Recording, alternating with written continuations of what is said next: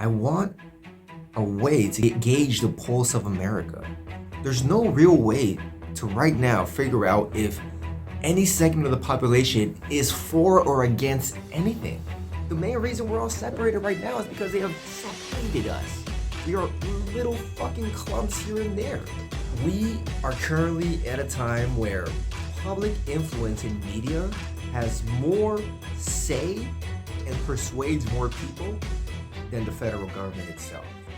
That's how cheating works. You cheat in a way that makes it seem like you didn't cheat. And if you guys think I'm just talking on my ass or whatever the hell, man, that's all on you. I know these motherfuckers cheated. You know these motherfuckers cheated. You're just lying to yourself. Whatever. Both sides cheated. We'll leave it at that, right? Cool. The Libertarian Party didn't cheat. I mean, they would have, but they don't have the support. Just talking shit. This is what Saving America is for. Saving America is not me saving America. It's us. It's us working together, talking together, getting these ideas out there, and taking action. What's up, everybody? Welcome back to another segment of Saving America with me, Rico from the Ricoverse. All right, so today I want to piggyback on something I've talked about before, and that is polling. Yes, polling. I am not talking about gauging interest and whatever dumbass celebrity gossip. No, I don't really care about any of that stuff. What I'm talking about is polling the American populace, American citizens, what their political interests actually are, where their political interests actually align, what their political policies actually wish to see. Like what political policies they actually wish to see. This is what I really want. I want a way to gauge the pulse of America. There's no real way to right now figure out if any segment of the population is for or against anything. The biggest polls that we might get right now are Twitter and Facebook. That's obviously fucking bad. Twitter and Facebook are the best polls we can get right now. Is that real? Like, sure, there are pollsters out there. There is Reuters and other kinds of polling companies out there. But if you've ever checked their sample sizes, they're garbage. The sample sizes are garbage. They're 5,000, 10,000, 50,000. Look, 50,000 people is a lot of people. I'll give you that. But 50,000 people talking for 200 million people is bullshit. You can't gauge a political fucking party interest on 50,000. Like, politics is not that small. There are so many things moving. And once you actually start showing those numbers, once you show any data, that's going to then skew the data later on. Once you start showing that Democrats or Republicans are above, it's going to skew the rest of the voter population. This is what's wrong with our current infrastructure. They give out a poll. This poll was with 150 people. 150 people are like, oh my gosh, I don't like Republicans. And now all of a sudden, Democrats are up in the poll by 13 points out of 150 people. It makes no sense. It makes no sense to gauge interest that way. Why don't we actually have something that gauges your interest and my interest and everyone's interest? Why have you never been asked if you want this country to go to war? Why have you never been asked if you're okay with sending billions and billions of dollars to another country? That's what they're doing right now. They're sending that shit to Ukraine. But has anyone ever asked you about it? Have they said, look, man, we're going to need to send $50 billion. What are your thoughts on it? No. No one in the political office gives a shit about the citizens. They don't care. They just clearly don't. They're going to keep doing whatever they're doing, which is a bunch of fuck shit. I get it. But imagine this. Imagine there was a place where we could voice these opinions, where we could say, no, I don't want to go to war. That would be powerful. Because instead of saying, look at all those people who have been tweeting at me or tagging me on this or whatever, no. If there's a way so that we can make one vote, one person, one vote, online, because scam accounts or spam accounts or whatever, if there's a way to validate those votes, then technically we could have an open dynamic polling app that isn't necessarily state sponsored or government sponsored, but it can still gauge the interest of the American population. Now, I'll show you how this works. An example would be the war. If they ask you, do you want to go to war with, I don't know, let's not go to war with anybody. Do you want to send aid to Ukraine? Now, at this current point in time, nobody in the government has asked the population. They don't really care. We can say no, we can make protests, we can scream all we want, but they're still going to send the money because they don't give a shit. Now, what if you saw that you and let's say 30 million other Americans on this one place collectively say no? So when the question is asked, 30 million people vote no. And you ask, okay, so what does that mean? What does that make the difference? Do you not see how powerful that might be? That 30 million Americans are like-minded? Do you not see how much power someone can feel if they notice that other people are in their cause? Now, this can lead to a bunch of other messed up stuff, but that's not where I'm going to. I'm going to seeing that people in America actually want to help and fix America. That we see the problems that this country has, but instead of whining and bitching only, we actually want to help them. We actually want to solve all the fucking problems. That's what we want. So if you saw that 30 million others in this country, 30 million other adults didn't want to go to war, would that motivate you just a slight more to keep on this path, to keep going? It wouldn't. It's okay for somebody to be by themselves alone at home and be like, oh my gosh, I'm the only one that thinks this is a bad idea. It's okay to not see everyone else supporting the same idea. Is that the ideal? No, that's stupid. We always get confidence. We always see when other people agree. We gain valor. We do. The main reason we're all separated right now is because they have separated us. We are little fucking clumps here and there. We are not connected right now. We're all angry at the same thing, but we're not together. We're not connected. If our anger could unite, we'd kind of burn some shit down. So it's kind of good that we are connected at this point in time. We should be a little more intelligent when we do connect. But that being said, if there's actual support behind anything, I want to see it. I want to see this. I'm not against people's ideas, even if they're stupid. If most of the people want to pass a stupid fucking idea, then I say let them pass a stupid idea and let them deal with the consequences. I love states' rights because it's this exactly. You pass your stupid idea, leave that shit away from our little spot because we don't want to pass these stupid ideas. You deal with the policies that you're passing over there. Don't fuck with me over here. States' rights. This is as basic as I can get. So the polling of America is going to be extremely essential, especially in the next 2 years. And I'll tell you why. We are currently at a time where public influence in media has more say and persuades more people than the federal government itself.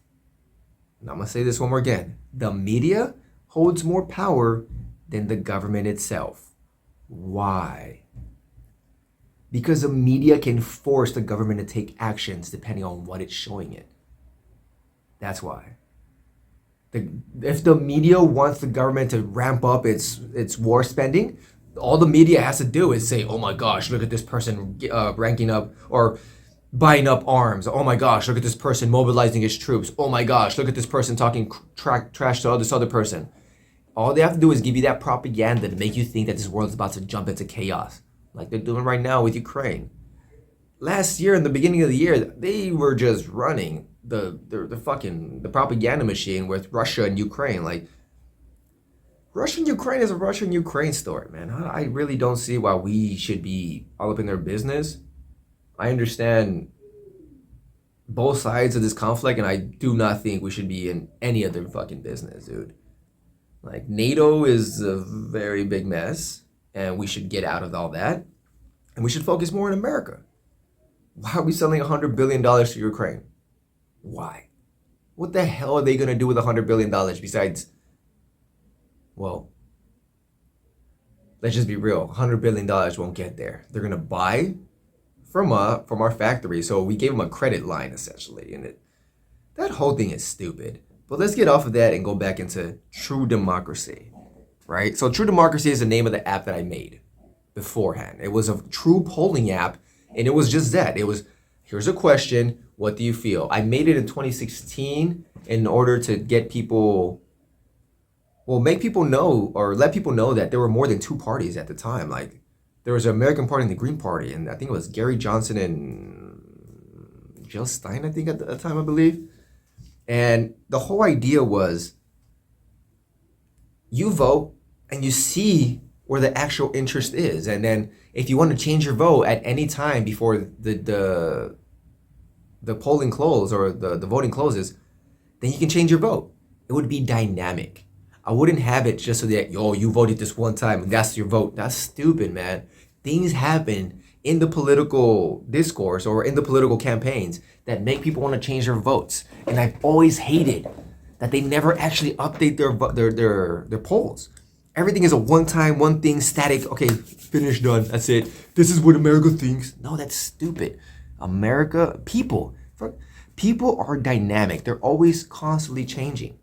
So the Pulse of America should always be constantly changing. That's actually a really good name. The Pulse of America. Or the Voice of America. I'm thinking about these things, guys. I'm thinking about these things. I really do want to set up this app again. I don't think it's going to be very hard. I probably will try to set up something pretty soon. So what can you expect from an app like this? In True Democracy, or America's Voice, or the Voice of America, whatever the app is going to be called, your vote will actually count. And not that I'm going to be like, well, now we're going to decide this or that. No. Your vote will literally count. Like, it will be direct. You will see the direct effects of your vote being counted. Right now, they say your vote counts, but in reality, it's all in the back end. Numbers can be fudged, obviously.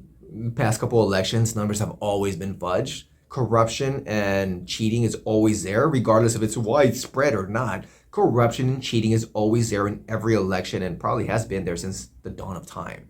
Let's not BS about that, right? All right.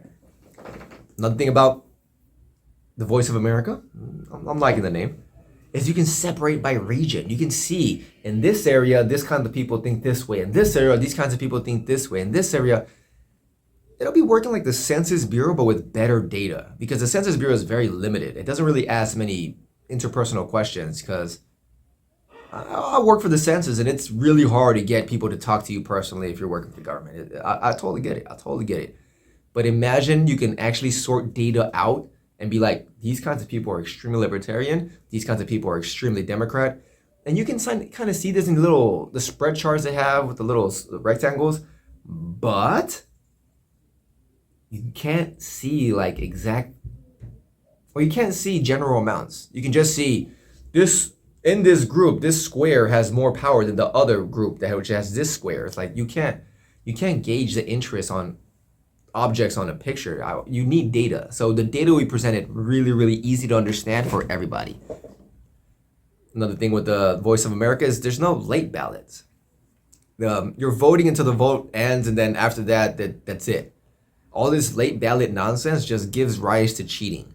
Anybody who thinks late ballots don't lead to corruption and just false votes, you're delusional.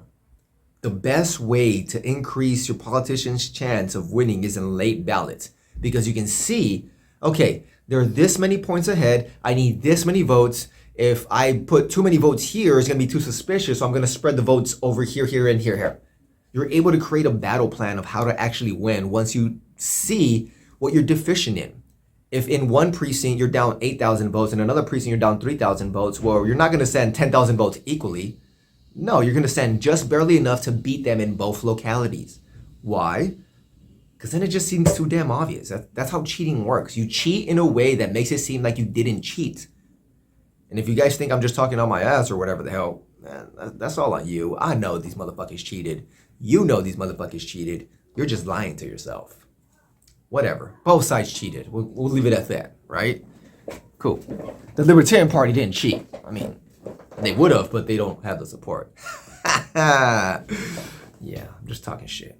Anyways, so updating from a little one-time poll, who do you like here? What governor do you like here? Imagine what it can actually do. My whole idea was to make this into a politics hub. And why a politics hub is there are so many different sources and so many ways and so many rabbit holes we can get caught up in. And all of them are intrinsically biased in one shape or another. In this form, on this app, we could allow the parties, the people, and the campaigns themselves to put material on there. So instead of being biased for one or the other, we have direct source material from all the parties, from all the candidates.